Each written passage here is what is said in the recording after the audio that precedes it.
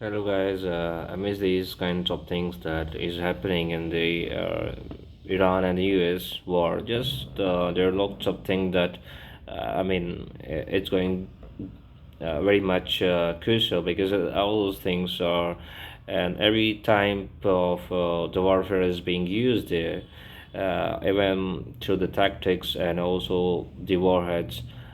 What a kind of thing is that is very much invisible here is that the U.S. interest in that area. So I've just searched along all those things that why that the U.S. has been stuck in the war so much early in the Middle East area and even in the Central Asia also, including Afghanistan and to the Pacific region like in the Vietnam.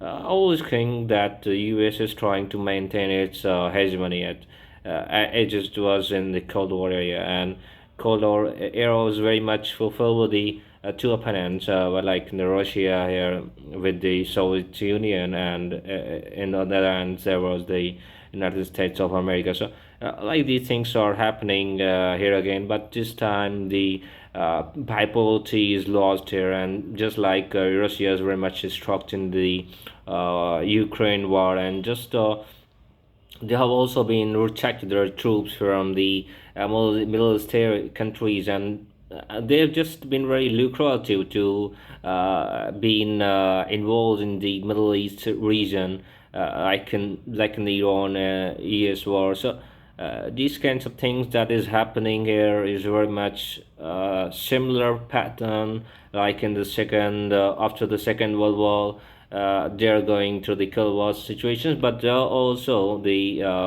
regime change and the US, like the coming of the Donald Trump has maintained such type of the hegemony here again. That was being going down in the era of the Barack Obama and Joe Biden. So the kind of things that uses the tactics and warheads and to apply the dominance there, along with the that applies to their allies also, because if there will be peace or there will be a zero danger to their allies, it will be very much helpful for the US also, because they have been very much gone to the globalization in the era of the 2008, when there was lots of wars been going through and EU has been stuck in the very much war again.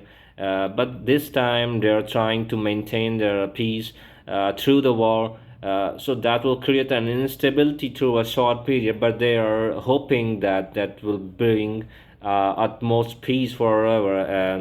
But that's going to be true or not, the time will tell that. But the efforts of US is to apply the dominacy there, and along with that they're trying to maintain such type of the zero danger condition that they are thinking that will be practical. So that is kind of things that they're de-dollarizations by Iran and Soviet, like Russia, but they were going to the INSTC, so they were like bypassing the US dominancy on the economy and on the oil trade. So that kind of thing is happening to the lots of the factors of being involved. That's not a single factor there.